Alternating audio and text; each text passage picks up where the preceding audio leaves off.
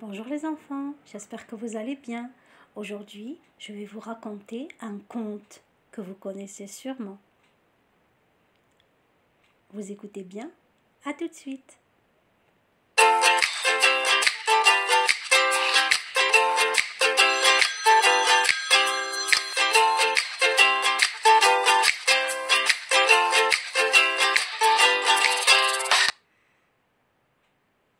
Ce conte s'appelle Blanche-Neige.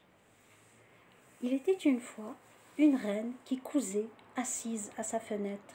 C'était l'hiver et il neigeait. La reine se piqua et 3 gouttes de sang tombèrent sur la neige blanche.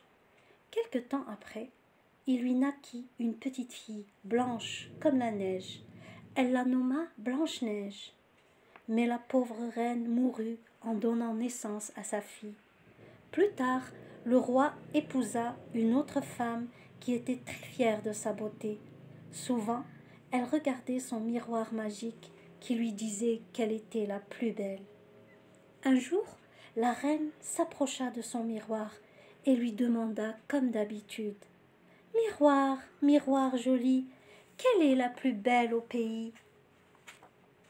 Et le miroir lui répondit: « Vous êtes belle, madame la reine, mais Blanche-Neige est 1000 fois plus belle que vous. » La reine en fut furieuse. Elle chargea un chasseur de tuer Blanche-Neige.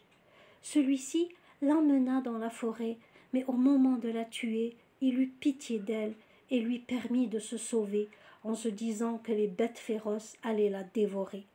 Mais les animaux ne lui firent aucun mal.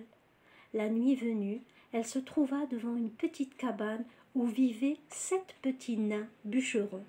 Ils acceptèrent qu'elle restât auprès d'eux pour s'occuper du ménage pendant qu'ils seraient au travail. Mais un peu plus tard, la reine apprit par son miroir que Blanche-Neige était toujours en vie.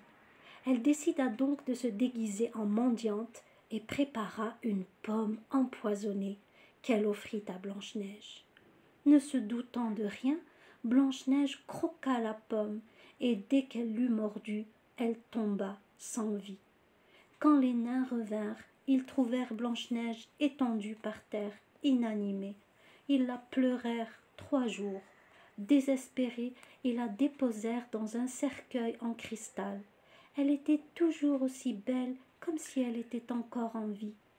Un jour vint à passer un beau prince.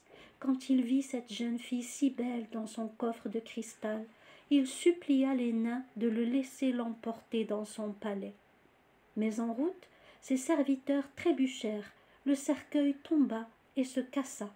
Le morceau de pomme empoisonné s'échappa de la gorge de Blanche-Neige. Elle se redressa, vit le prince et les 7 nains qui l'entouraient et la regardaient fous de joie. Le prince emmena Blanche-Neige dans son château.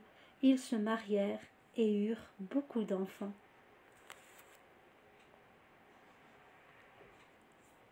Alors c'est fini les enfants pour aujourd'hui. À bientôt.